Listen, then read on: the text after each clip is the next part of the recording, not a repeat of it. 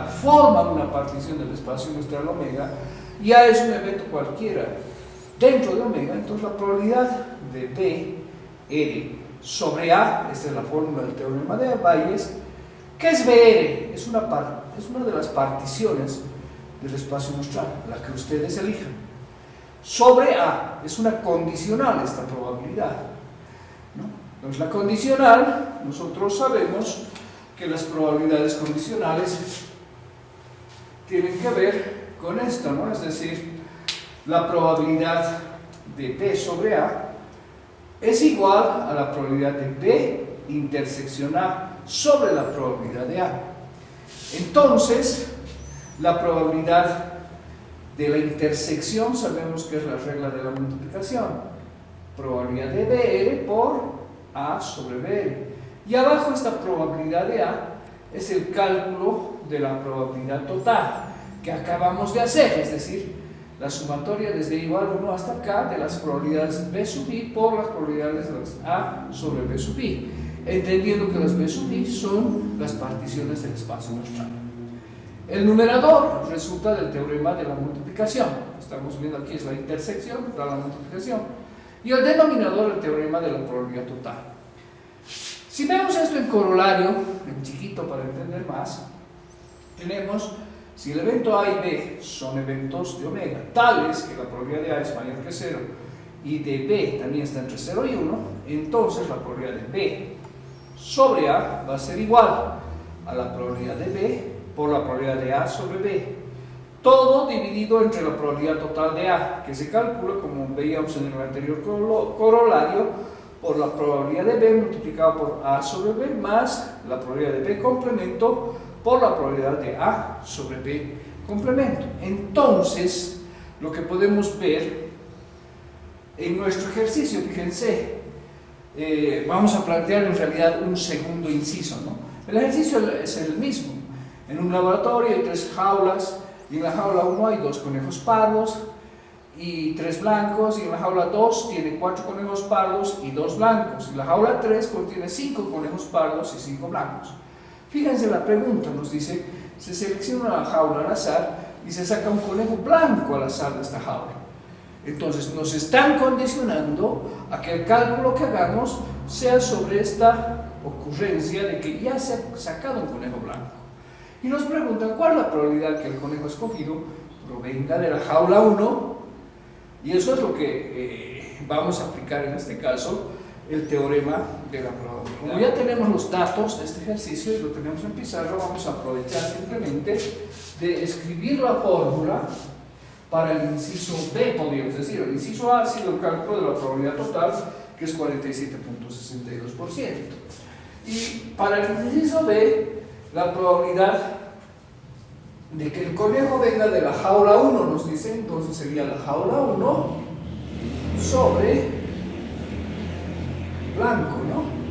Esto sería a la probabilidad de jaula 1 por la probabilidad de que sea blanco en la jaula 1, ¿no? Aplicando el principio de la multiplicación.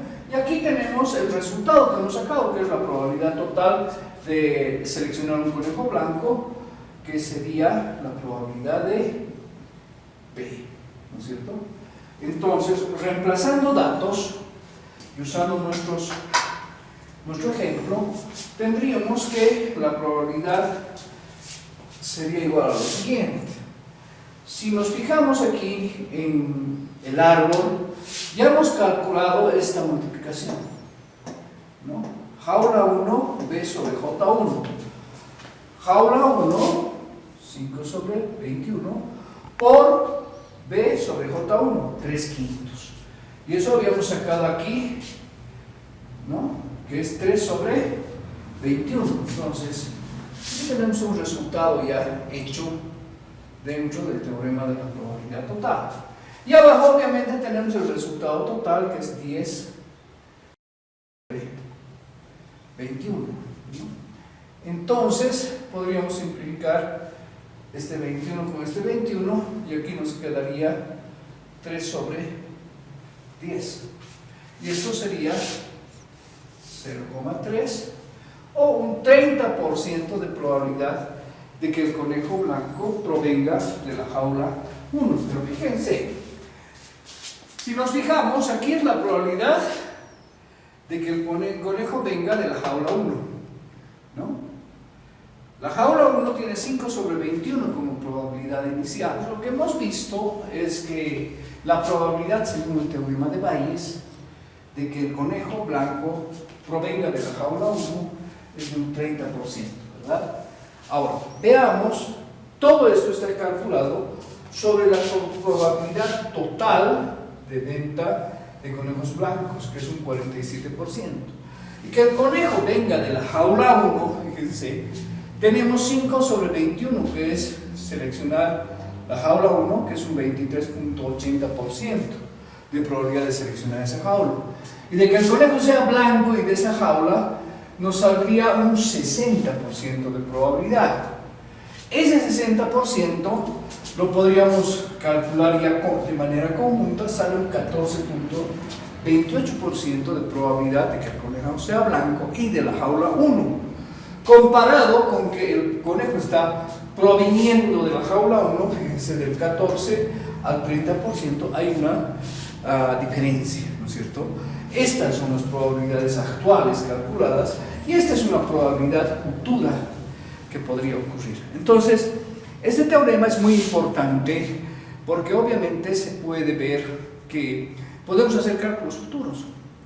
Podríamos decir que en el ejercicio las jaulas están en diferentes mercados, ¿no? Podría ser el mercado central, el mercado negro, bueno, en el negro no hay muchos animales, el mercado campesino y el mercado del morro, ¿no? Y calculamos la probabilidad de venta de conejos para el día de hoy. Y obviamente al finalizar el día vamos a tener un registro de cómo han ido nuestras ventas. Y con ese registro podríamos hacer el cálculo de probabilidad de ventas para el día de mañana y tomar algunas medidas en base a ese nuestro cálculo para la comercialización de nuestros conejos, porque nos daríamos cuenta cuántos se vendió cuántos conejos se vendieron en el mercado central, en el mercado campesino o en el mercado del morro. Entonces, en base a este cálculo podría tener una idea de cuánto se va a vender en cada uno de esos mercados nuevamente, ¿no?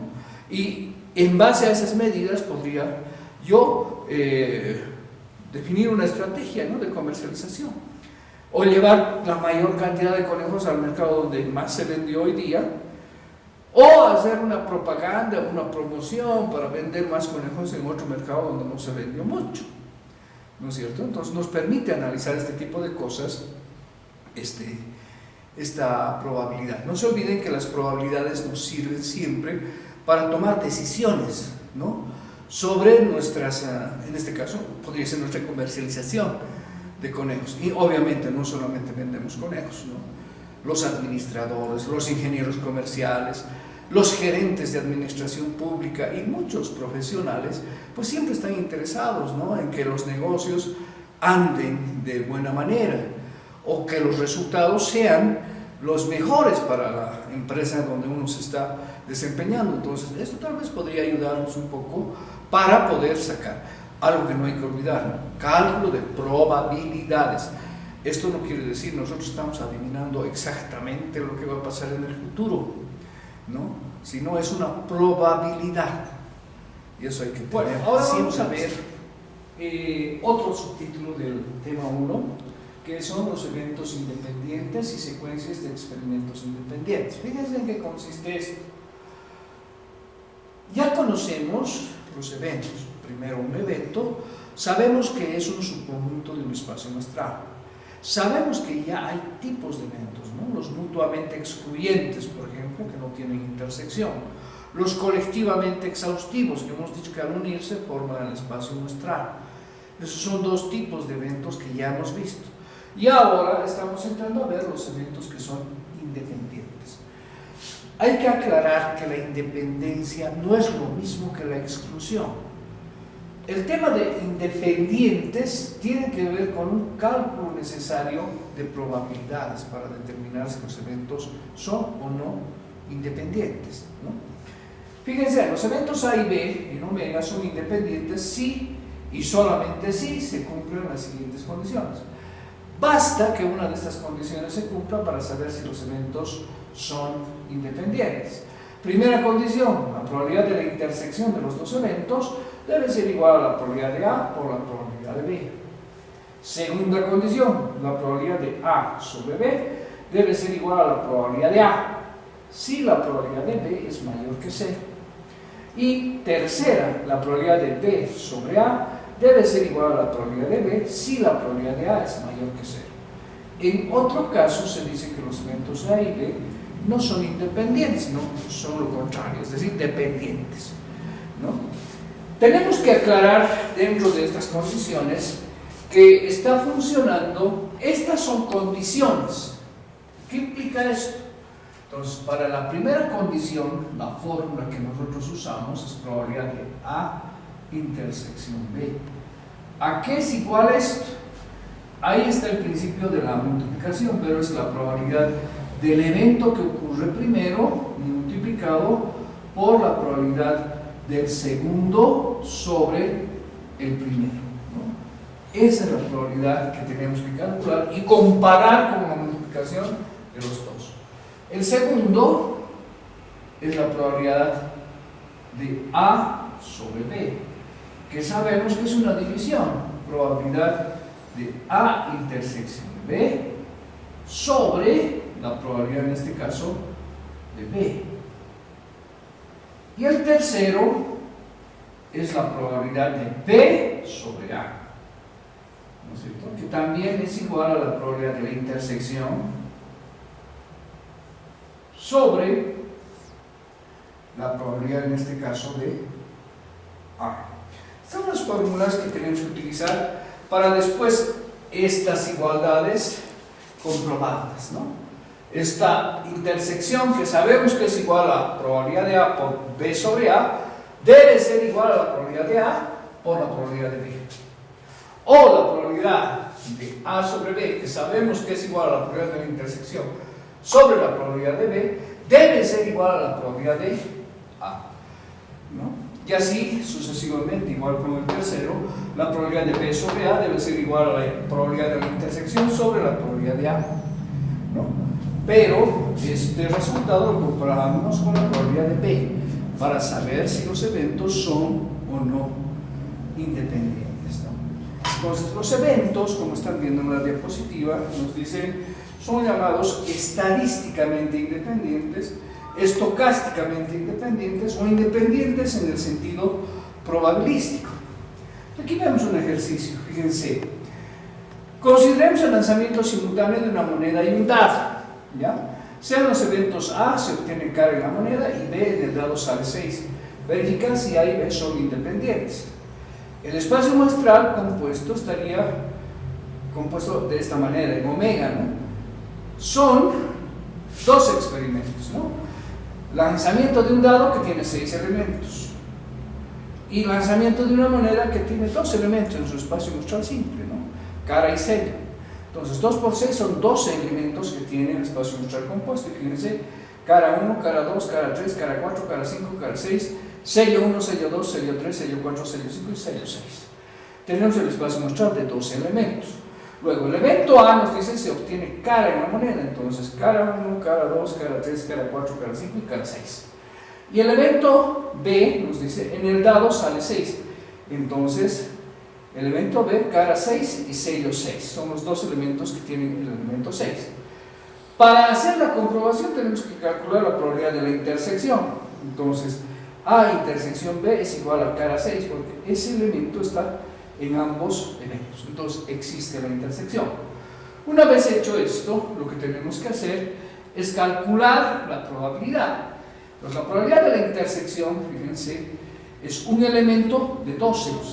La probabilidad de A es 6 sobre 12 y la probabilidad de B es 2 sobre 12 o un sexto. Comprobamos con la primera fórmula. Entonces, probabilidad de A sobre B es igual a la probabilidad de A por la probabilidad de B. Entonces, probabilidad de A, un medio, por la probabilidad de B, un sexto. Y la multiplicación evidentemente da 1 sobre 2. Y con eso hemos comprobado que los eventos son independientes. Bien, ahora para poder ver la comprobación, también hay que reflexionar y hay que entender lo siguiente, ¿no? Hemos calculado probabilidades en base al espacio muestral, ¿no? Tenemos ya la probabilidad del evento A, del B y del C. Podríamos usar la segunda condición. ¿Qué nos dice la segunda condición? La probabilidad de A sobre B debe ser igual a la probabilidad de A, ¿no es cierto? Siendo que B, la probabilidad de B, es mayor que C. Entonces fíjense, en esta segunda condición ya tenemos calculadas las probabilidades, ¿verdad? Sabemos que la probabilidad de A sobre B, de acuerdo a nuestra fórmula que tenemos, es a la probabilidad de la intersección A intersección B sobre la probabilidad de B. De esa manera calculamos esto. Entonces, reemplazando, sabemos que la probabilidad de la intersección es 1 sobre 12. Esto calculado en base al espacio muestral, es decir, un elemento de 12. Y la probabilidad de B hemos calculado también que es 1/6.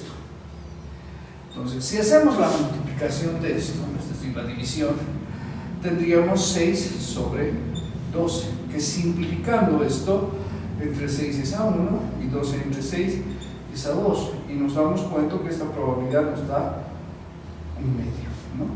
De acuerdo al ejercicio, este 1/2 debe ser comparado con la probabilidad de A. Basta que la primera condición se cumpla, ya sabemos que los eventos son independientes, con cualquiera, ¿no? Ya el hecho de que hayan igualado la multiplicación a la probabilidad de la intersección nos dice que los eventos son independientes. Y si aplicamos cualquiera de las otras condiciones, nos va a salir también que los eventos son independientes, ¿no?